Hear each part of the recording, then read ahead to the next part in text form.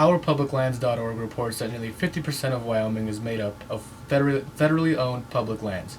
That includes things like national parks, wildlife refuges, and anything managed by the Bureau of Land Management, or the BLM.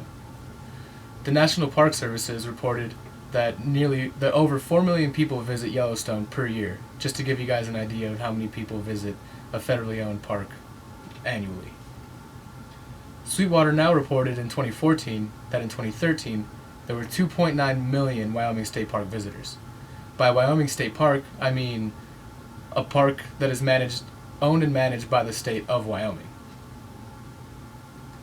Wyoming wants to transfer federal lands into state ownership. The Wyoming legislature defines a Transfer of Public Lands Act as an act relating to public lands, requiring the transfer of public lands, and specifying the distribution of proceeds from the sales of those public lands. Wyoming's public lands are currently at 3 million acres. If this bill were to be passed, Wyoming's public lands would increase to 28 million acres. However, the Star Tribune reported that the Wyoming Senate President Eli Bobo essentially killed this bill on January 20th, 2017. Although, in an interview with the Star Tribune, Eli Bobo was quoted saying that he intends on working with the Trump administration to further discuss this bill. In Wyoming, transfer legislation is threatening our public land access. That's why we must stop this bill.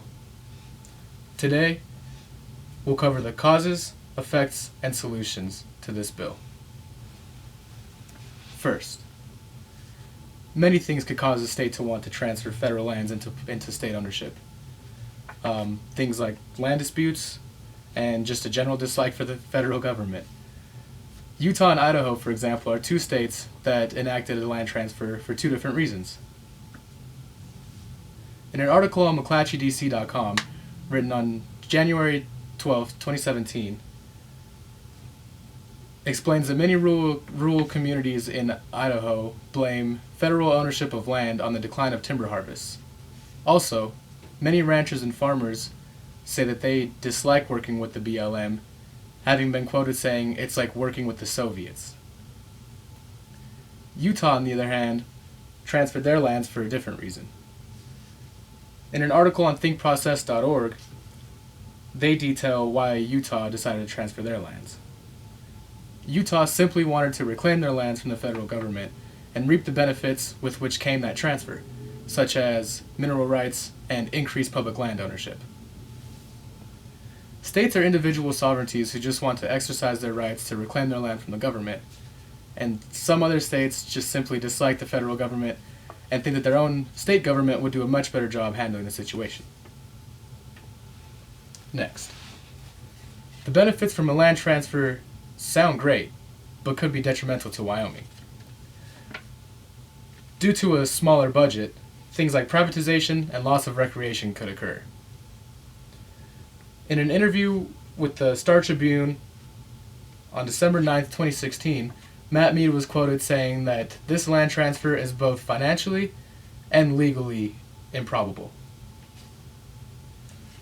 In an article written by NPR on December 5th, 2017, it details what could happen if Wyoming were to acquire all these lands, and with the lack of budget, the sale of lands could create privatization, thus creating a loss of recreation. That worries sportsmen in Wyoming more than anyone else. And by sportsmen, I mean anyone who enjoys the outdoors, whether it be for hunting or fishing or just for leisure. This bill, if passed in Wyoming, could be a disaster not only financially, but recreationally. Next. There are very many upsetting repercussions that could happen if this bill were passed in Wyoming, but that doesn't mean that there aren't any solutions. First, this problem is already temporarily solved, since Eli Bobo essentially killed this bill earlier this year in January. Next, through all of my research, I have concluded that there are only a few groups of people in Wyoming who are actually knowledgeable about this bill. Those groups being people who enjoy the outdoors for leisure, like I just said, sportsmen, things like that, people who profit off the land, such as ranchers, farmers, and energy companies, and politicians.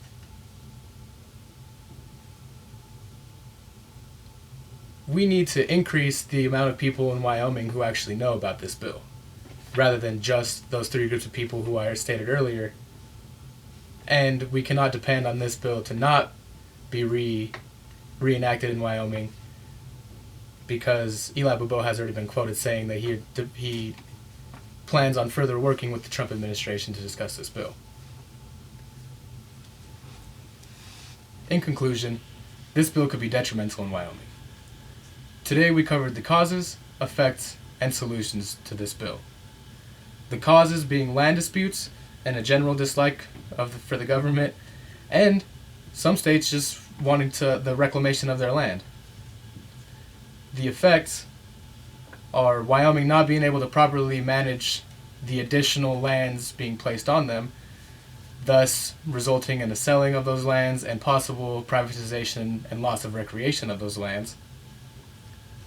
And the solutions being to just increase the amount of people who are informed of this bill in Wyoming, so we can have a larger voice against this bill when it is brought into Senate again. This bill should not be passed in Wyoming.